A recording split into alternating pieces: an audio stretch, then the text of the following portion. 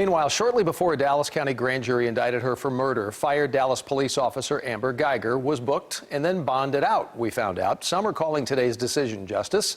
Others say the indictment is political. Marianne Martinez gets us underway tonight. Reaction over at DPD headquarters. Marianne? Well, Doug, tonight some are applauding this charge of murder for Amber Guyger. There had been demonstrations planned for tonight in case that wasn't the case. Many of them saying anything less would not have been justice. In an orange jumpsuit, former Dallas police officer Amber Guyger is now charged with murder. Our office, through Jason Hermes, representing the Public Integrity Unit, did a thorough job of presenting this case to the grand jury, not only presenting the evidence, but also explaining the law. The Dallas district attorney says the office presented hundreds of interviews and evidence no one in the public has seen to the grand jury. Geiger's attorneys call the murder charge political and not based on facts. Responding to more of the political and vindictive nature of the outpouring of emotion, as opposed to just sticking with what I believe would be the facts of the case. The grand jury could have gone with a lesser charge of manslaughter, recommended by the Texas Rangers, who initially arrested Geiger and investigated the case.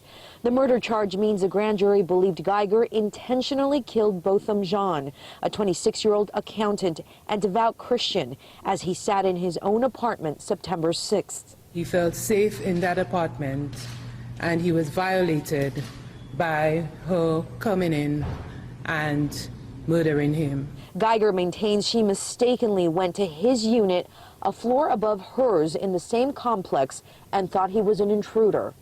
Amber Geiger actually believed she was in her own apartment, but this is not any type of cold-blooded murder situation.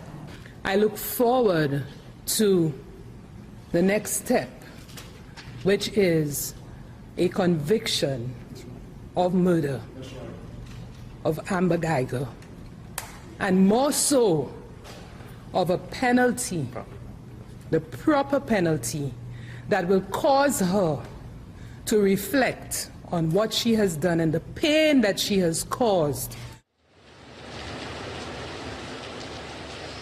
And again, Amber Geiger is a free woman tonight. As part of the terms of her release, she must stay away from drugs and alcohol. She has turned over her passport, and she can't travel without the approval of a judge. Her attorney says she plans to stay in the Dallas area and attend all of her court hearings.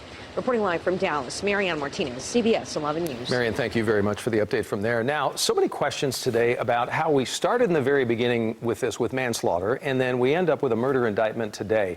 Spent some time to talk to attorney and former police officer Pete Schulte about that tonight. He believes the initial manslaughter charge against Geiger was actually wrong from the beginning. That's his thought. He thinks this is a clear case of murder. In his words, here's why. When Amber Geiger pulled her gun, she intended to shoot Botham Jean, and that's murder. We don't have a premeditation requirement in Texas when it comes to the murder statute. We don't have murder in the first degree, murder in the second degree like other states.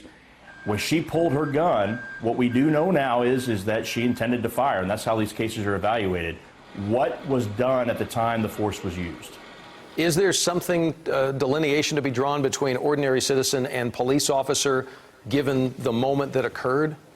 Yeah, I think that's a good question, Doug. I think one of the questions is you know, when Amber Geiger walked up to what she thought was her apartment door and it was ajar, and she went in, would a normal citizen have done that? Would they have stepped back and called 911?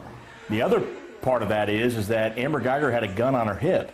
Most people who are carrying a gun lawfully with a handgun licenses are not going to have a gun that accessible. I mean, she was able to reach down, pull the gun. She's trained to do that when she's facing a threat, to pull the gun and fire. So that's what's going to come down to is, I mean, the fact that she was a police officer is going to help the jury understand why she reacted the way she did. But I don't think at the end of the day it's going to be what the jury rests its case on about whether to convict or not. Did also ask Mr. Schulte tonight about possible change of venue. It's been talked about through this day. He did tell me he does expect the Geiger trial to probably be moved out of Dallas County because of all the publicity surrounding it, but no decision made. And no date set yet for Geiger's next court hearing. District Attorney Faith Johnson thinks a trial, though, probably start in the next 12 to 16 months. That's her estimation. But by that time, District Attorney-elect John Creuzot will then be running the Dallas County DA's office after winning the election and beating Faith Johnson earlier this month. Be sure to follow along with us every step of the way. A long way to go with this. We'll let you know what happens right here on air at CBS 11, on our website, of course, and all across our social media pages.